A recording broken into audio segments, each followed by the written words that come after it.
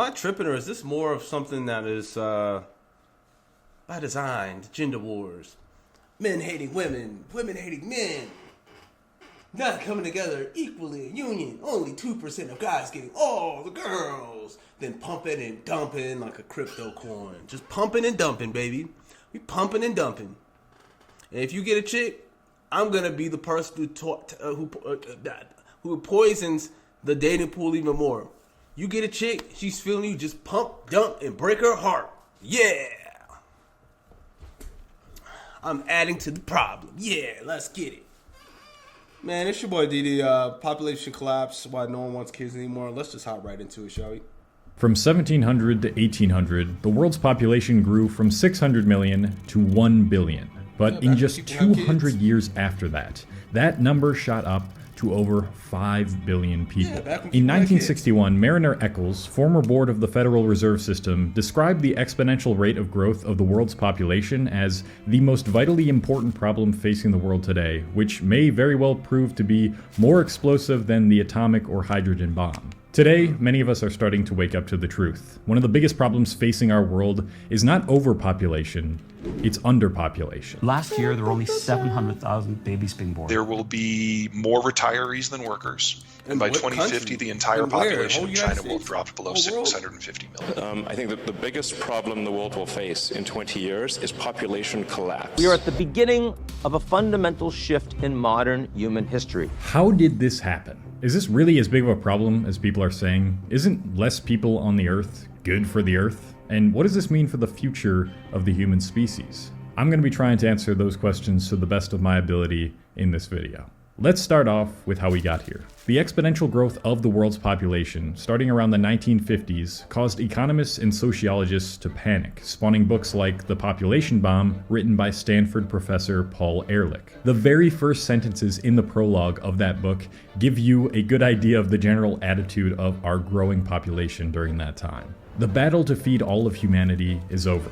In the 1970s and 1980s, hundreds of millions of people will starve to death in spite of any crash programs embarked upon now. The biggest concern raised in this book was that the already existing population was not being fed adequately, and as it was growing at such a rapid pace, food production would not be able to keep up, causing worldwide famines. This heavily influenced much of the general public's view on population control. The US Agency for International Development started supporting family planning programs globally, especially in countries like India, Bangladesh, and Indonesia. This included providing contraceptives and funding sterilization campaigns. One of the most famous instances of population control, China's one-child policy, which imposed financial penalties on families with more than one child, was enacted during this time as well. The overpopulation concern was also a big contributor to improving female education and employment opportunities. As fear started to grow and more laws and policies were enacted to soften the blow of these predictions, the population growth rate plummeted from a peak of just over 2% to where it is now at today, which is around 0.8%. So, how accurate did the population bomb end up being? Well, let's look at the claim of worldwide famines first. While famine has not been eliminated completely, the root of its cause has been political instability and not global food shortage. And if anything, we have a food overconsumption problem rather than underconsumption. Damn. Today, the world faces an obesity pandemic, with the amount of calories consumed per person increasing by 24% since the 70s, thus increasing the amount of humans diagnosed with type 2 diabetes. I guess hence the term foodie. I'm a foodie. No, you're just a foolie. And you're going to end up turning from a foolie to a fatty. And the global death rate has continued to decline substantially since then, from 13 over 1,000 in 1965 to 74 to 10 over 1,000 from 1985 to 1990. It's safe to say that his predictions were significantly far off, although his concerns about the environmental impact of a growing human race are definitely being felt on our increasingly hotter planet. Regardless, we now need to take a look at the repercussions such failed predictions will be causing in the near future, and this is where things start to get a little grim. Wait a second, how do you even know that everything I've presented to you so far is the truth? Combating misinformation has been a focal point of several videos on this channel, and it's why I'm always preaching nuance and trying to make sure to cross-reference any studies and articles I show. Because blindly believing the first thing that you see on the internet is bound to keep you in a bubble composed of falsity by only one side of a given topic. If you're tired of scouring the internet to make sure you get all sides of relevant news and studies and wondering who you can trust, you should check out today's sponsor, Smart News. Smart News actually did an experiment recently. The average number of children a woman needs to have to replace herself in a population. The fertility rate replacement level is around 2.1 children per woman, so if a population stays at this rate, it will neither grow nor shrink significantly without migration. Now, check out this live map, which labels countries on whether they are above or below that fertility replacement rate. Starting right around 1970, the time when the Population Bomb book was released, almost every single country in the world slowly started to go below the replacement fertility rate. And now, Africa, some areas in Europe, and South America are the only countries that will continue to see their populations remain stable or increase. If the entire world had the fertility rate of the United States today, then in just a few hundred years, we would be reduced to a total population of just around 2 billion. That's an 8 billion person decrease from our peak, and it's possible it could only keep going down from there, leading to extinctions of entire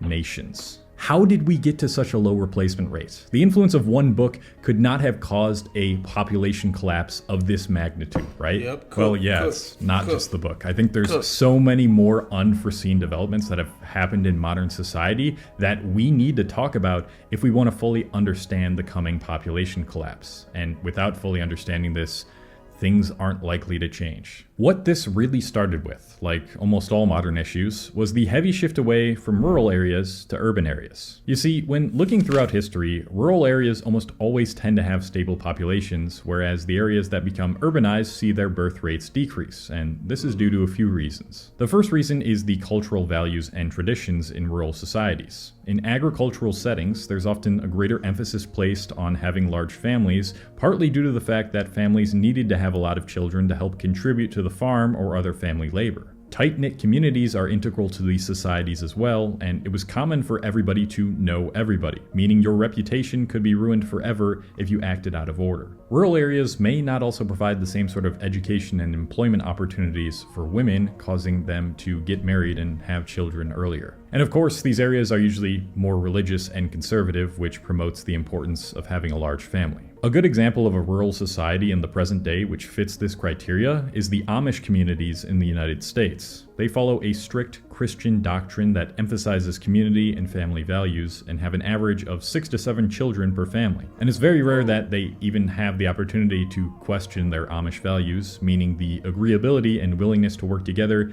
is usually much higher. Now let's contrast this with the industrial world, which is 90% urban, where most of us now reside. As the focus shifted from community-based family work to individual-based career work, the incentive for actually having children went down dramatically in many different ways. The list for why this is the case is very extensive and it's very multifaceted. We cannot reduce this down to just one modern problem, so I'm going to do my best to explain all the reasons that apply to all the countries that are dealing with a low fertility rate right now. In a large city, the concept of having neighbors is reduced to whoever you see in the hallways of your apartment buildings, which disincentivizes community and settling down. Many modern cities, but especially the US, are designed around commuting in a car, making it more difficult for people to have a third place, aka a place outside of work or your home where one can hang out, socialize, and meet new people. Damn, it's kind of crazy, bro. Like, just kind of seeing this from a third person point of view, you know, me living in the city myself. As cliche as it sounds, we're really in the fucking Matrix, yo.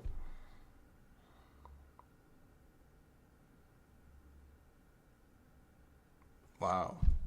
The antagonist to one of the reasons rural areas have more stable population growth, employment and education opportunities are more abundant in urban areas, resulting in women no longer relying on getting married, settling down, and having kids as much or as early. Things like contraceptives and birth control have also done a decent job at reducing the amount of unintended pregnancies, though this unfortunately hasn't made much of a difference for low-income women. Young people are spending increasingly more time on their digital devices rather than the real world, and there are so many repercussions in regards to population growth.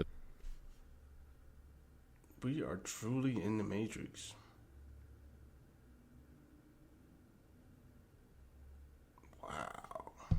Associated with this. They spend more time viewing virtual images of people they are attracted to than people in real life, which also causes them to increase their standards since they are primarily being shown the very best looking people on social media. And this makes them less attracted to what we were once naturally attracted to. If you've heard of the term beauty inflation, that's exactly what's going on right now. Social programming and we're all falling for it.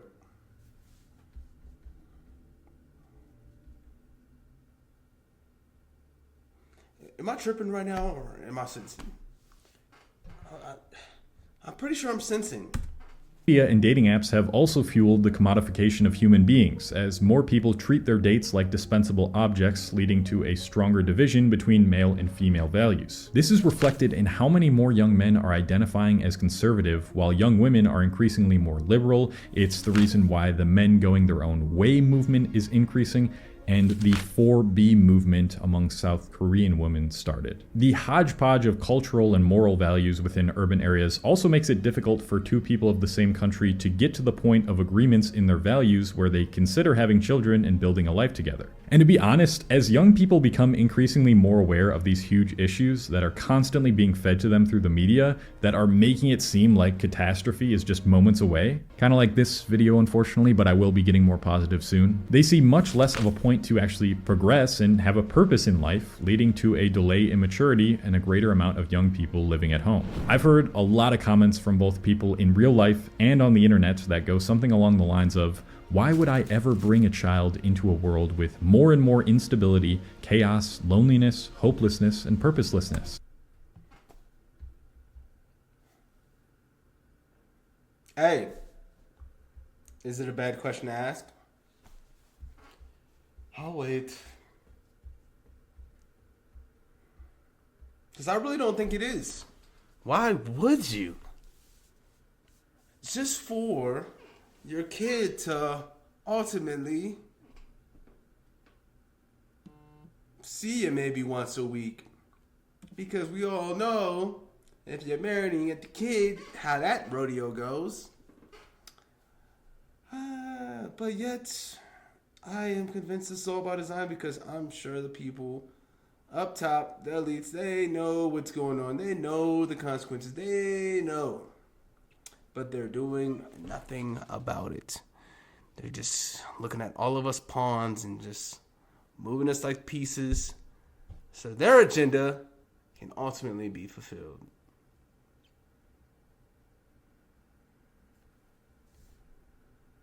Am I tripping? And we can't talk about this issue without mentioning the cost of living and the cost of having a child. In the past, if you got a college education, you were almost guaranteed a solid paying job and could most likely afford a house to live in with a partner, making it much easier to start a family. But now this is only reserved for a much smaller percentage of the population. If you look at the countries with the lowest fertility rates, the data coincides with the highest youth unemployment rates. The house price to income ratio has also grown significantly in most developed countries, further distancing the idea of a family home from the young people's minds. With all of this being said, you'd have to wonder why this isn't being talked about more or being considered one of our biggest threats. And that's because the effects of a low fertility rate are not being felt yet due to a growing older population. Now that people are living longer than ever, it's given the illusion that things are still remaining quite stable or are even going in an upwards trend. And until we start communicating this problem more, this trend is going to continue. But why does it even matter anyway? Weren't our fossil fuels dangerously close to becoming depleted? Didn't we get into the mess that we are in today because there's too many people on Earth? I mean, there's some truth to those concerns, but the consequences of our population declining at the rate it's predicted to will have serious repercussions. As less young people exist and also engage less in work, economies will start taking a hit due to a decreased labor force. And fewer workers means fewer people paying taxes, which might seem great in the short term, but in the long term, it can lead to cuts in public services or higher taxes for the remaining population. A young labor force is also important for the old because the young workers are responsible for supporting an increasing number of retirees through social services like healthcare and pensions. Without them, I don't know why today. I mean, I've been knowing this information, but like, it's hitting me like a fucking train, bro. We are really, literally fucking cogs in the fucking matrix, bro. You really can't make this shit up. We are literally cogs in this matrix. Unbelievable. the old people will have nobody to take care of them or replace them. And while population collapse can result in less environmental strain, the downside of this is that it can lead to economic disruptions that make it harder to focus on and fund sustainability and environmental protection programs. I have just been ripping some depressing observations and stats at you within the past few minutes, so it's about time that I change that.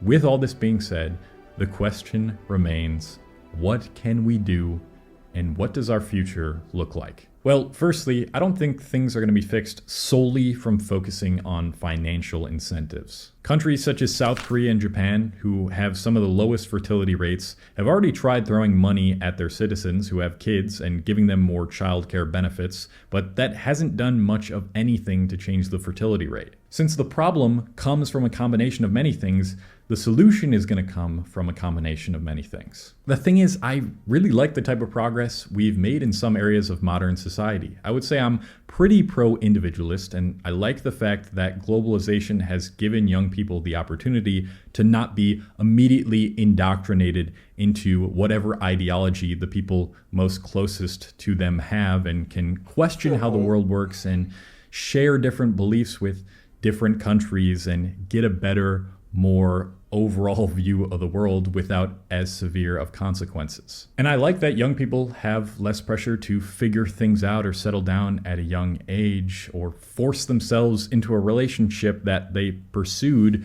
merely because of social pressure. But like all of these societal advancements we've been seeing, there's nuance to this. There's going to be new problems that always spring up, especially when the advancements are taken to the extreme. What I hope to see is human beings achieving a properly balanced ratio of positive traditional values with modernity's positive progress. Every new era of humanity is experimental, but we're now experimenting with much more complex things at... I see, so we're just guinea pigs at this point. Okay. We get the gist, but let me see what's good with problems with modern society real quick. Below, and if you want to hear me discuss the... Take that back. Yeah, it's chopped cheese out here, guys. It is chopped cheese. Rent is $1,500 and jobs pay $12 an hour. Jobs still pay $12 an hour? That's insane, bro. The sheep aren't breeding and the wolves aren't getting angry. Oh, wait. I read that wrong. The sheep aren't breeding and the wolves are getting angry. Yep. If I had a kid right now, I would be financially ruined. I would never have the possibility of giving them it. That is sad, bro. That's some sad shit right there. So why would I bring them into the hellhole I already live in? I mean, is he tripping? Does he got a good point? Ah, man.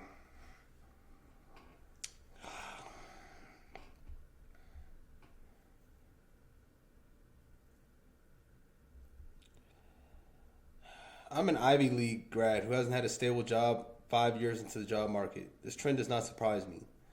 That is fucking ridiculous, bro. Alright, this sounds like it's interesting, and this is going to be, actually, I'll read 2 more comments. The thing about economics is it's man-made. Man-made money. True. Made the systems to use money. Also true. Made the rules to enforce it. Definitely true. It's not like gravity or the rotation of the cosmos. Economic systems can change, so whenever anyone talks about the birth rate and goes off on how it's going to impact economics, I'm very meh about it. It's almost as if the decline in birth rate is a soft rebellion against the system that is choking us to death. Well said. Yeah, well said. Well said. I am in my mid-30s. My wife and I had our first kid. He's turning 2 in a few months. I make more money than I ever have in my life, in the top 20% of earners in my country. My wife works part-time too. We are both naturally frugal people, and yet we remain financially crippled by taking what is supposed to be natural, happy step in life, and one which society and governments around the world expect of me. We have to focus to ensure the basics are covered every month. And luxuries like holidays are now practically non-existent. Buying and then paying off a house is a huge financial endeavor. Childcare is extortionate. The working hours lost to looking after your own child make all the difference. I have friends who make good money, are in solid relationships, and have their and own their homes, but are either holding off on having children or have rejected the idea altogether because the financial strain is just too much.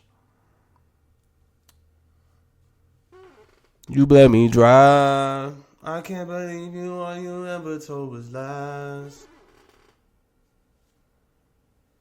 There was no mask on, but I thought you were disguised. Wow. There's chopped cheese out here, man.